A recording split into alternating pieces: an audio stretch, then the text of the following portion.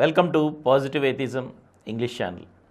Today in our program Positive Atheism, which is written by Sri Gora, an atheist, I am going to continue the chapter 2, that is Atheistic Philosophy. The claims of parapsychological phenomena are also facts of doubtful validity. Extrasensory perception that are exhibited in telepathy and detection are not undisputable facts of scientific significance. They are of the nature of statistical average of chance occurrence that cannot be repeated under experimental conditions. They can be the freaks of a normal mind, like six-fingered hands and Siamese twins in physical nature. They are monstrosities fit as exhibits and for teratological study rather than for common use and general application. Hypnosis and mesmeric effects are produced by strong suggestions. Religionists use freaks to awe people and claim special powers. They go to the ridiculous extent of attributing miracles to prophets. Jesus did not need to walk on water or to curse the fig tree in order to make his sermon on the Mount acceptable to the common people. The sermon can well stand on its merits.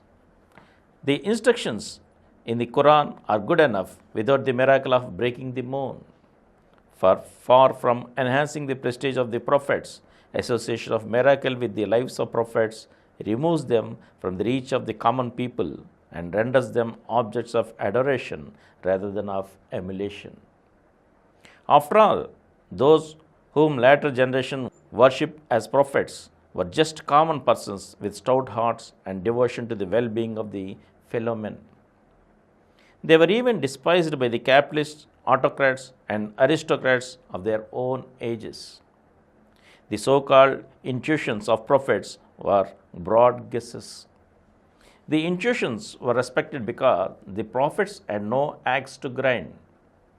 Gandhi admitted Himalayan miscalculation in the course of his plans to lead the people out of colonial dominations. So, the facts of extrasensory perceptions are to be taken with a grain of salt, both in regard to their truthfulness and usefulness.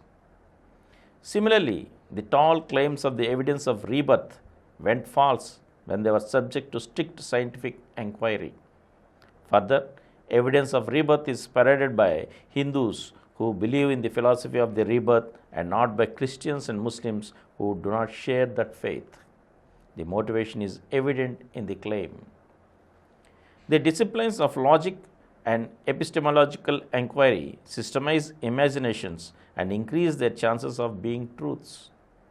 But no amount of discipline, short of verification with further facts, can pass off a faith for truth. Faiths, however logical, respectable, and hoary, can never be truths in themselves without verification.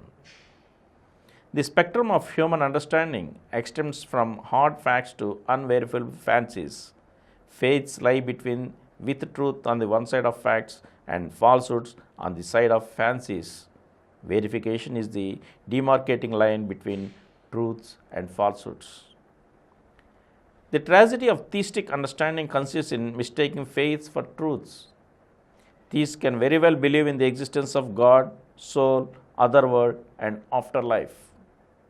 The faiths can be shared also by other theists. Yet, they are only faiths and not truths at all. They cannot be left even as unverifiable faiths too. The existence of free will is proof positive that the faiths in God, soul, other worlds, and afterlife are falsehoods. The concept of almightiness is wholly false because it denies the existence of free will wholly. Thus, God is clearly a falsehood, though long ago it was a useful falsehood. Determinism is the essence of theistic philosophy. Whether the determinant is a spiritual factor like God, destiny, or fatalism, or a materialistic one like causal relation, natural law, genetic constitution, force of custom, means of production, state authority of physical conditions, theists feel that their lives are destined and determined. Verification with the fact of free will reveals the falseness of all theories of determinism. In fact, The faith in determinism is motivated by the slave mind, which is the character of theism. Atheism, which asserts the freedom of the individual, understands reality by discriminating between faiths and truths. Atheists make free use of imagination to acquire indirect knowledge. They form opinions, formulate theories, and enjoy fancies, but they do not timidly close the mind.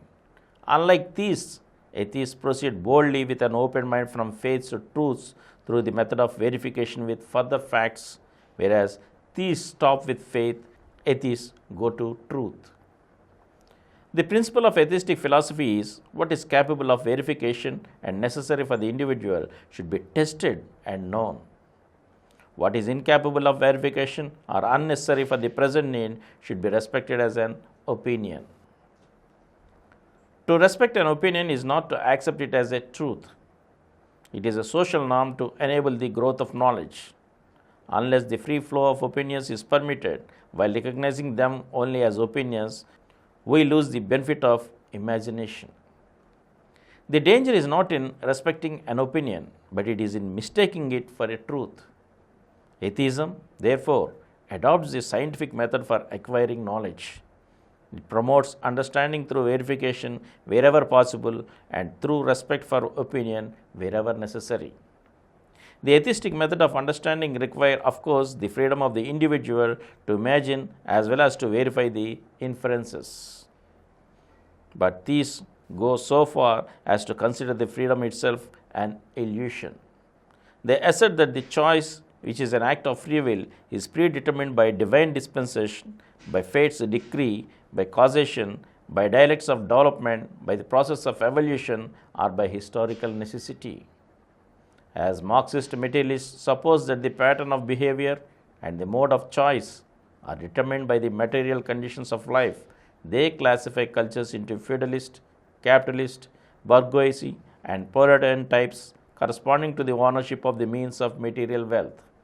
Therefore, they deny the freedom of choice to the individual in the same manner as the religious persons do. Both arrive at the same conclusion of denying free will, though they proceed from opposite points of view. And from here, I shall continue in the next episode again. Thank you.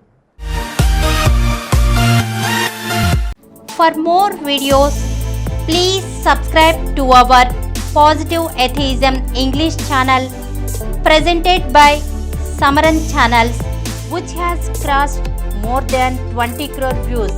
Please like, subscribe and share our videos, and for notification of our new videos, please click the bell icon.